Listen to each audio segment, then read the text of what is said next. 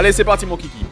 Bienvenue dans votre émission Rupteur. En raison de nombreux événements, c'est moi, Gianni, qui vais faire la voix off de votre émission de ce soir.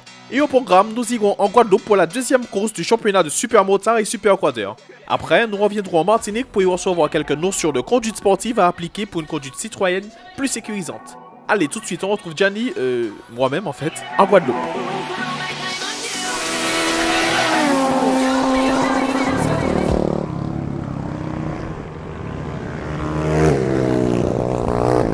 Bonjour et bienvenue dans votre émission Rupteur. Nous sommes ici en Guadeloupe pour la deuxième manche du championnat de Super Motard et de Super Quad. Tout de suite, les images dans Rupteur.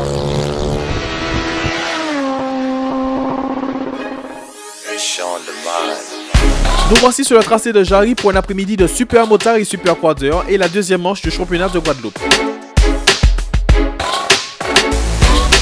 Plus de pilotes engagés dans chacune des catégories et l'assurance d'une véritable bataille entre Xavier Bellérophon et Bruno Colono en Super Motard. Mais aussi Edouard Novembre, Joey Novembre, Hubert Boucault et Yanis Catherine en Super Quader. Quelques tours de chauffe, des essais chrono et quelques réglages plus tard, les premiers pépins se font connaître. Moteur cassé, problème d'embrayage, réglage de dernière minute et nos gros en martiniquais ne sont pas du reste. Des problèmes de frein en série dans le Team American Pizza Promoto. Souhaitons-leur de pouvoir régler ces soucis avant le départ des finales.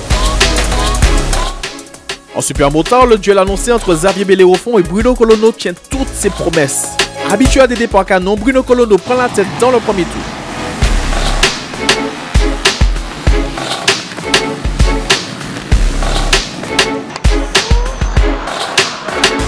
Xavier dans sa roue met la pression. Malheureusement pour Bruno, il cale et se fait passer quelques virages plus tard.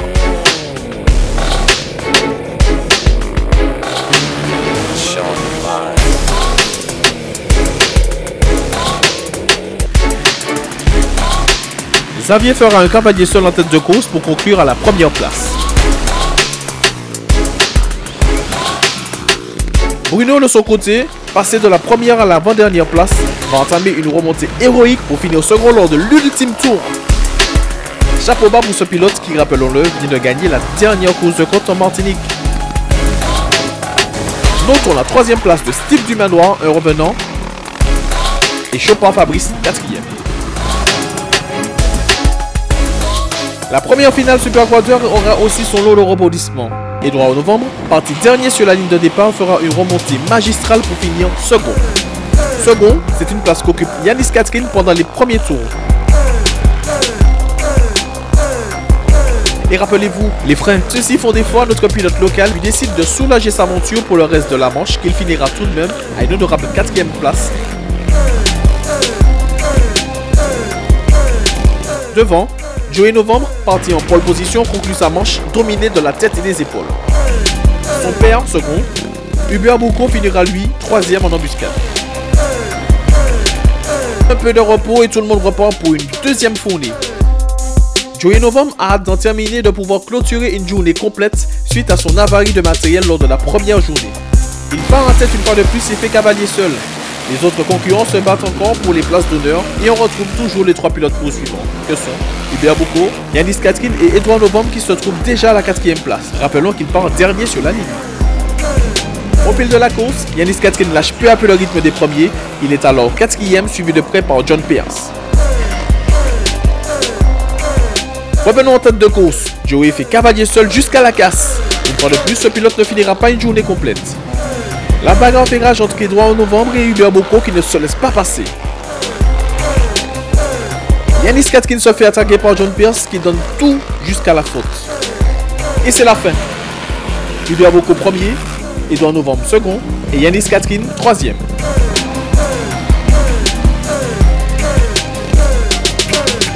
Le circuit neutralisé avant le départ des Super Motards pour cause de casse-moteur de Joey Novembre qui a laissé une traînée d'huile. Les concurrents devront faire avec et le départ de l'ultime manche est donné. La flèche Bruno Colono prend la tête des débats. Xavier Bellérophon dans sa roue, Steve Dumanoir en 3e position. Les deux premiers se jaugent. Xavier cherche l'ouverture mais Bruno reste vigilant. Les tours s'enchaînent et Xavier se fait un peu distancer. Son problème de frein le contraint à gérer sa course et surtout la fréquence de ses attaques. Il revient au contact dans les derniers tours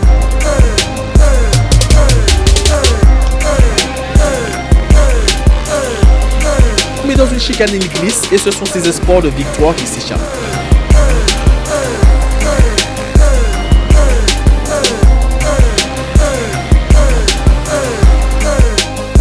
Une manche au goût amer pour notre pilote. Bruno Colonneau clôture une semaine en bonne forme. Un mot des autres pilotes qui animent la course. Steve Dumanoir termine 3e au général. Fabrice Chopard 4e. Humphrey Epiter 5e. Jean-Michel Luce 6e. Steven Bonneau 7e. 8e place pour Eric Montout. Hervé Ledomir 9e. 10e Camille Augier, pilote qui court aussi en course de côte en Martinique. 11e place pour Jérémy Bourikis. 12e Pascal Fissier. Et Florence Boisel, une femme, clôture le classement. Une journée riche en émotions et en images. Hubert, encore une fois, une belle bataille. Cette fois-ci, c'est pas avec ton frère, mais encore une fois, tu gagnes. Ouais, je gagne. Là, j'étais venu vraiment pour gagner parce que je me suis dit que bon, la suprématie d'Edouard et de Joey, elle est là, mais je peux me donner les moyens et voilà, ça a été, mon travail payé. Maintenant, je vais approfondir mon entraînement et surtout la mécanique de mon quad. Bruno, Xavier, toi vous êtes ex-aequo, mais comme tu gagnes la dernière manche, tu gagnes la journée. Comment tu as conçu ta victoire d'aujourd'hui? Conçu, c'est un bien grand mot parce qu'aujourd'hui, à la base, je ne devais même pas courir. Parce que vu que je suis sorti de la Martinique avec une grippe, il n'y avait que deux solutions. Et cette fois-ci, c'est toi qui étais devant. Comment tu as su gérer la pression que Xavier te mettait? Non, moi j'ai mis mon rythme et j'avoue que j'ai fermé quand même certaines fois les portes. Parce que c'est quand même la course, il faut user de tout pour gagner. Donc c'est un adversaire que tu commences à connaître. Comment tu vas aborder la troisième manche? Franchement, la troisième manche, s'il y a troisième manche pour moi, aujourd'hui mon objectif c'était de pouvoir battre Xavier. C'est fait, je ne dis pas que je vais me relâcher, mais c'est un avènement pour moi. Donc moi, la troisième manche, c'est qu'il y ait plus que j'amène plus de pilotes au supermotard. C'est surtout ça mon objectif. Donc alors, on se joue le fait des pairs. Edouard, toi tu as tout donné, tu es arrivé deuxième aux deux manches. Comment ça s'est passé pour toi? J'ai tout donné physiquement, mais le quad n'a pas tout donné parce que le quad est un petit peu malade depuis la dernière fois. Et en fait, moi, je voulais que mon fils gagne cette course pour mon cadeau de fête des pères, mais il a eu des soucis mécaniques, il n'a pas pu faire mieux, donc ce sera pour la prochaine fois. Justement, le fils Joey, toi qui menais cette course comme pour la première course, tu abandonnes encore une fois pour pas de mécanique, je suppose que c'est assez décevant. C'est dégoûtant, mais le moteur de mon quad il a 3 ans. Donc moi je vais penser que c'est un peu normal, mais si près de la fin, à 4 minutes de la fin, moi je trouve que c'est un peu dégoûtant, il n'y a pas de mot pour qualifier cet événement. Et donc ce sont les aléas des sports mécaniques, c'est tout ça non, comme on dit? Normalement je pense. De toute façon tu es là pour la prochaine course? Sûr et certain. Yalis a été confronté à des problèmes de frein arrière pendant toute la course. Comment tu as dû composer pour essayer de faire un bon résultat? Donc au début, on n'utilisait pas trop le frein pour vraiment finir la course pour avoir un petit peu de frein. Mais bon, c'était pas évident vu que ça roulait très vite. Donc on a essayé de gérer comme on pouvait. Bon, la première manche, on a eu une coupure de frein, donc on a fait un petit tout droit dans le rond-point. La deuxième manche sur la fin, le frein coupe aussi et puis on essaie de gérer. Bon, on sort au troisième, c'est bon. D'accord, donc en freinant beaucoup de l'avant sur une marche aussi physique que ça t'épuise aussi? Ah, c'est très épuisant et puis bon, l'arrière est délesté, donc toujours en glisse, c'est pas évident, c'est vraiment pas le même pilotage. Très bien, donc il y a 2 ou 3 mois avant la prochaine épreuve ici en Guadeloupe, est-ce que tu vas faire de façon à faire un meilleur classement et par quoi ça va passer justement? Donc déjà là on va commander un système de frein parce que bon là c'est un petit peu bon, chaque fois qu'on fait une course on a un problème de frein, bon là il faut arrêter un petit peu. Bon le quad un petit peu a quand même 8 ans donc je pense que les pièces s'usent à la longue, donc on va commander des freins pour la prochaine course, on a 2 mois pour voir comment on s'organise pour ça. Physiquement aussi tu seras bon, tu es déjà bien physiquement ou tu penses être encore mieux? Encore mieux puisque bon ça fait 4 mois que j'ai repris le sport donc il faut quand même un petit peu plus, donc on va continuer l'entraînement physique et puis bon je pense que la prochaine course ce sera bon. Xavier, première manche, tout s'est assez bien passé, la deuxième un peu moins. Oui, effectivement, je suis arrivé ici en Guadeloupe avec une moto pas tout à fait finie.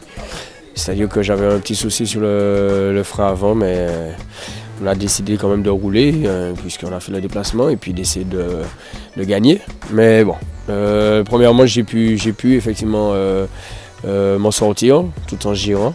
Mais la deuxième manche, c'était un peu plus compliqué puisque le Guadeloupéen Colono a pris le meilleur départ. Donc j'étais obligé de cravacher dès le début et mon frein a chauffé un peu vite. Donc sur la longueur de la course, j'ai dû essayer de limiter les dégâts. Et finalement, j'ai pas réussi à me hisser en première position. Donc déçu de ne pas avoir eu les moyens techniques suffisants pour pouvoir m'exprimer à ma juste valeur. Très bien, bon, tu es pas si loin que ça, tu es quand même premier ex-aequo mais classé deuxième. La prochaine fois, tu vas quand même faire le nécessaire pour être premier.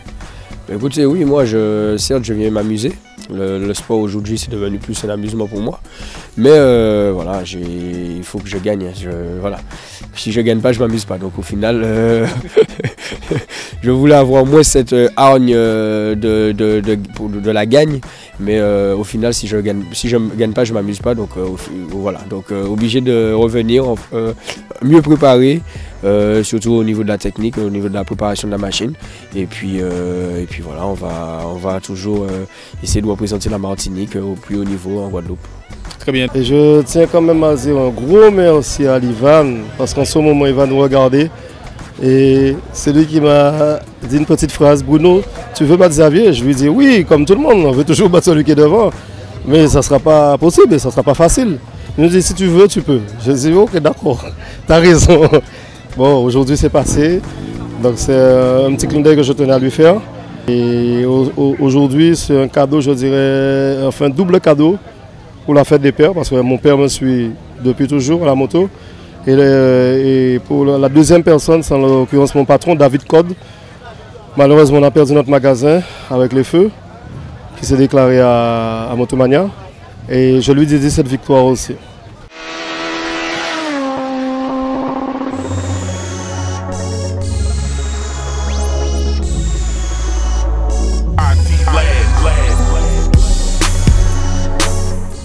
Soulignons l'initiative de ce concessionnaire local qui a invité certains privilégiés à essayer leur tout dernier véhicule en condition de course sur route fermée avec nos pilotes locaux. Nous avons justement profité de leur présence afin de leur demander quelques notions de pilotage tout de suite dans Whipster.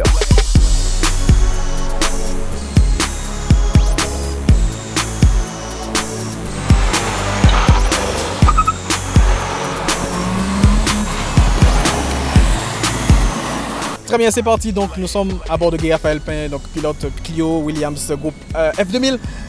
Pour quelques petites notions de conduite sportive, bien sûr, nous sommes sur route fermée, c'est pas réalisé sur la route. Guy, quelles sont les principales choses à adopter? D'abord la position des pieds, la longueur des pieds par rapport aux pédales. Ensuite, la position des mains. Il faut être à l'aise, comme dans un fauteuil. Et après, le plus important, c'est le regard. C'est le regard qui conditionne les trajectoires, et pour les trajectoires qu'on a décidé, c'est-à-dire que un virage pas trop difficile, donc on reste pratiquement à la corde. Un virage plus serré, on est obligé d'ouvrir le plus longtemps que possible, et puis après, refermer ce qu'on appelle à la corde, comme ça. Vous voyez, par exemple, ce virage-là, il est léger, on va chercher le point de corde. Et on débraque rapidement. Et qu'en est-il des positions des mains qu'il faut adopter sur le volant? C'est toujours 9h15, il faut que la main se trouve toujours à 9h15. Alors, il y a des techniques qu'il faut tirer avec une main et toujours aller chercher. Il y a toujours une main qui se déplace et l'autre reste toujours en position un quart. Plus c'est prononcé, plus on va chercher loin. Donc regarde bien ma main, il y a une main qui ne bouge pas, il y a toujours une qui tire, c'est-à-dire que le sens contraire du virage. On va le chercher. Là, ma main gauche est toujours à la même position. Si c'est un virage à gauche, c'est pareil, c'est toujours ma main gauche qui se déplace. Donc c'est un jeu de main qu'il faut avoir et on verra bien que c'est beaucoup plus facile, et si la voiture décroche, on a la possibilité de la rattraper beaucoup plus facilement. Comme je le disais tout à l'heure, c'est toujours après, c'est les yeux, le regard, les yeux. On regarde loin, on regarde le point où on veut emmener le véhicule. Et ça, pratiquement tous les grands pilotes vont vous le dire, le regard est très très important à ce niveau. Très bien. Et ce qu'on peut mettre en application, même monsieur tout le monde, sur la route. Quoi. Très bien. Très bien. Excellent. Donc, fort de tous ces réglages, on va pouvoir faire un petit essai maintenant à bord de ce véhicule. Mais surtout, sachez que nous sommes sur route fermée, donc on fait effectivement certaines choses qu'il ne faut pas faire sur la route ouverte. N'hésitez pas à appliquer ces conseils en termes de regard et de placement des mains sur le volant, surtout pour votre sécurité et pas pour faire n'importe quoi sur la route. Allez, ça y est, on est parti, on fait un petit tour. Il y a un léger droit quand même.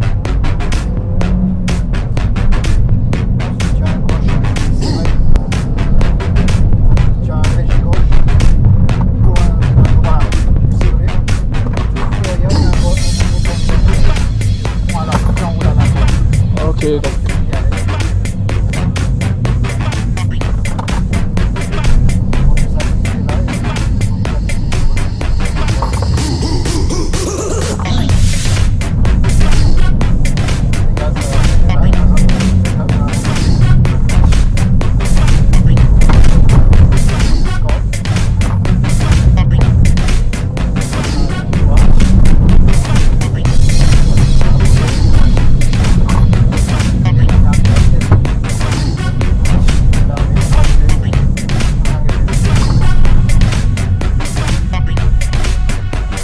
Donc effectivement, fort de tous ces conseils, on a pu maintenant apprécier différemment la conduite sportive. Encore une fois, on répète, c'était sur une route fermée, dans les conditions de sécurité optimum, à ne pas refaire sur la route, mais il faut quand même prendre certains conseils de sécurité pour avoir une conduite sécuritaire sur la route. À très bientôt dans la route.